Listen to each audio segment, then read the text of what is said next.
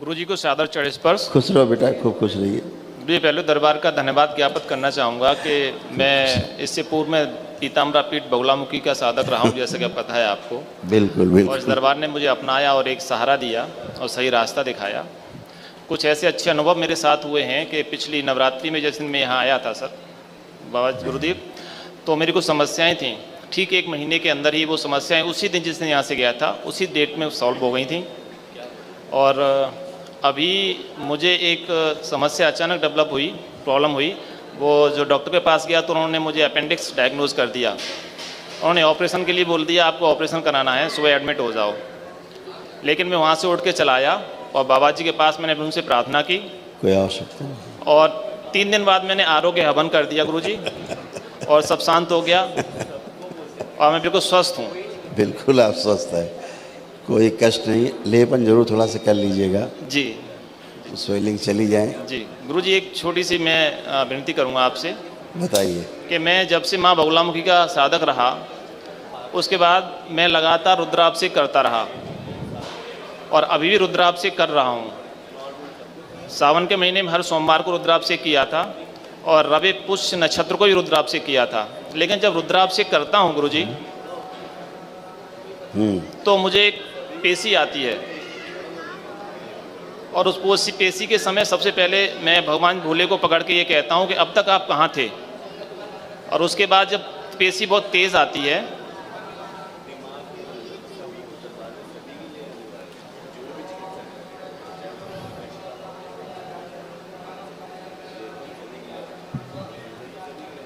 अभी जो पिछला रुद्राभिषेक किया था उस समय मैं जब रुद्राभिषेक कर रहा था तो पेशी आई थी गुरुजी मुझे, और इतनी तेज़ी से पेशी थी कि मैं भोले बाबा को पकड़े हुए था और मंदिर पृथ्वी सब हिल गया था।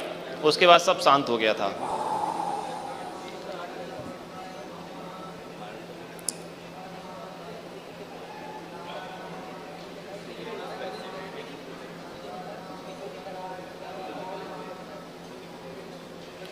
गुरुजी एक मानसिक बात कहना चाहता हूँ। कहिए।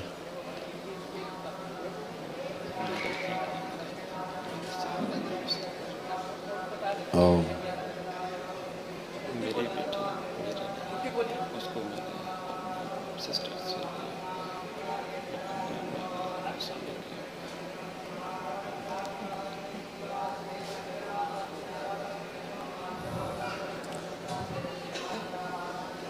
धर्मपत्नी की उम्र कितनी है? ये 38 30 40 समथिंग होगी। 40 साल होगी पत्नी। अभी मासिक धर्म होते? ये अभी पिछले हुआ है पिछली बार। ठीक। और बताइए कुछ। बस गुरुजी थोड़ी सी एक मैं पुस्तक दिखाना चाह रहा था आपको कि जिसके हिसाब से मैंने साधना की, मैंने साधना की और इतने रुद्राभिषेक किए, क्या मेरे उनका पुण्य नहीं मिलेगा मुझे? तभी तो यहाँ हो। पुण्य नहीं होते तो यहाँ कैसे होते, है ना? जी तो रास्ता तो दिखाता ही है कोई ना कोई। जी गुरुजी, जब मैं बाबा जी का माँ कामाख्या भोग लगाता हूँ सुबह शाम, तो बगुलामुखी साथ में आ जाती हैं अपने आप ही। क्या मैं उस पीठ पे जाऊँ या ना जाऊँ? जाना उचित होगा नहीं होगा दर्शनों के लिए? देखिए, हम आप बताएं कि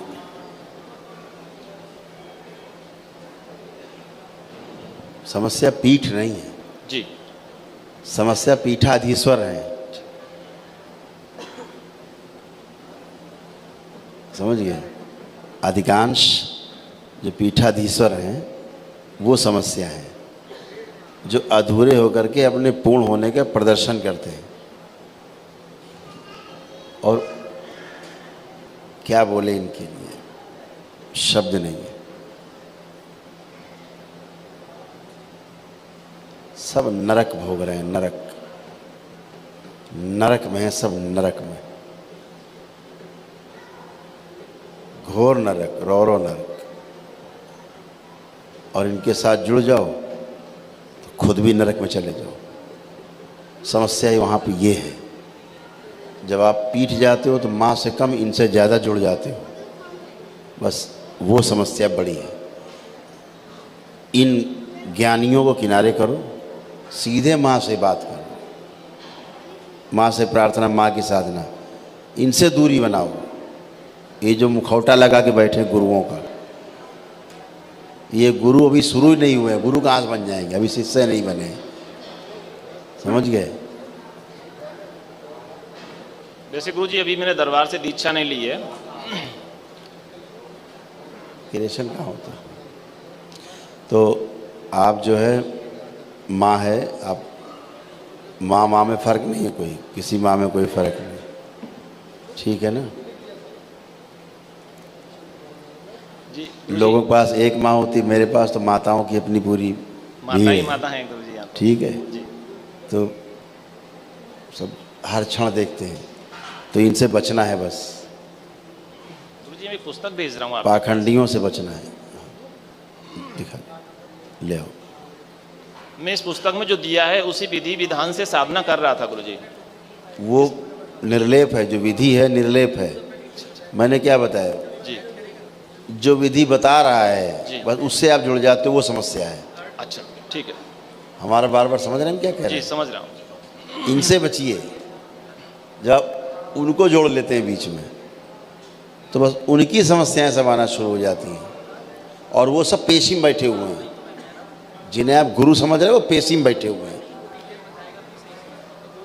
पूरा घर पटा हुआ है भूत प्रेतों से, आसुरी शक्तियों से, पितरों से।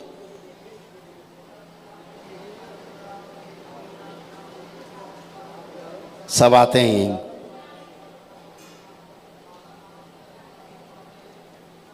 समझ गए, कहना नहीं चाहते कुछ, बहुत कुछ है जो हम नहीं कह सकते। जी बहुत बड़ा संकट है विश्व में, खास तौर से भारत।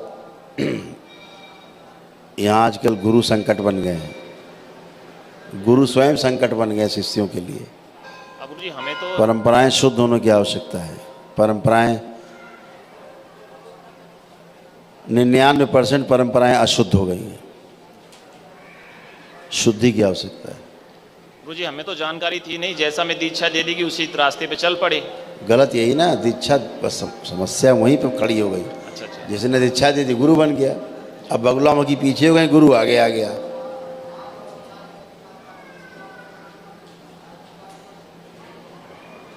आपको जान के आश्चर्य होगा कि कभी भी आपको इस माँ बगुला मुखी ने कभी भी आपको दर्शन नहीं दिया।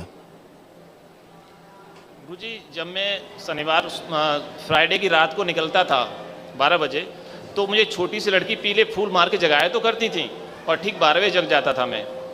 कह तो रहा हूँ, जी सब दुष्ट और महादुष्ट आपको बेवकूफ़ बनाए रहे, लेकिन आपका केवल जो हृदय है ना वो तो निर्मल होता ही गया।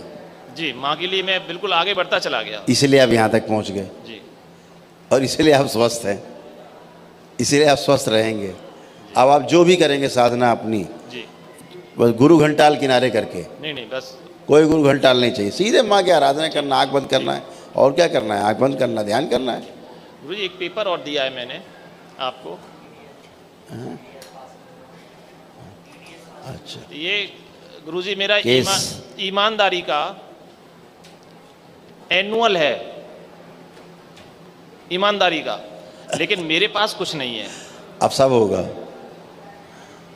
सब बंधा हुआ है, सब खुल गया, चिंता मत करो, सभी कुछ खिले। बाबा और माँ को ध्यान साधना करिए, सब समाहित है इनमें। जी जिस दिन आप ये समझ जाएंगे कि सब कुछ समाहित है इनमें, ठीक है उस दिन पूरी दुनिया मिल जाएगी। गुरुजी एक विनती, माँ है, माँ और पिता को का कष्ट हो तो बेटे को कष्ट होगा ही। पिताजी पुलिस के इंस्पेक्टर से रिटायर हैं सर। उनके घुटने में दर्द हो रहा था, अभी जो दर्द बंद हो गया है संकल्प लेने के बाद में, लेकिन वो लंगड़ा के चलते हैं। आए हैं क्या? हाँ जी आए हैं, माँ भी आई हैं। खड़े करें उन्हें पीछे, कहाँ है, खड़े हो जाए वो।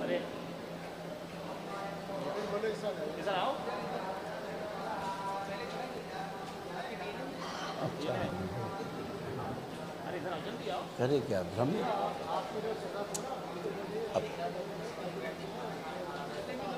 आप सोचो ना, आदमी भावना कितनी अच्छी है, 24 घंटे उसी में लगे रहे, उसके बाद ये भी दुष्टों को बच रहे हैं, इससे सिद्ध होता है ना, अगला तो करना चाह रहा है। अरे यहीं खड़े हो जाओ, यहीं खड़े हो जाओ। हाँ गंदी है। गुरु जी आ गए। आंखें बंद कर लें, मेरी माँ भी है गुरु जी, उनकी कमर सीधी नहीं होती। दोनों लोग आंखें बंद कर लें। ओम प्रहार 3 बार बोली ओम नमः शिवाय।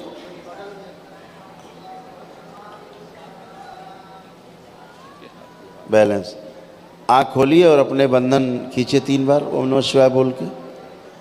अपने अपने बंधन ओम नमः शिवाय बोल के 3 बार खोल लें, खींचें।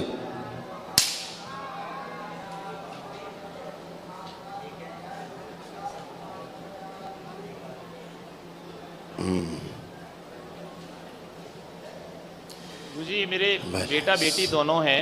आप कै लोग रखे हैं आपने हवन के पुण्य में? 6 लोग। 6 लोगों को रखा है शुरू से ही गुरु जी। माता पिता आप और पत्नी और 2 बेटा बेटी। 2 बच्चे। जी ठीक है।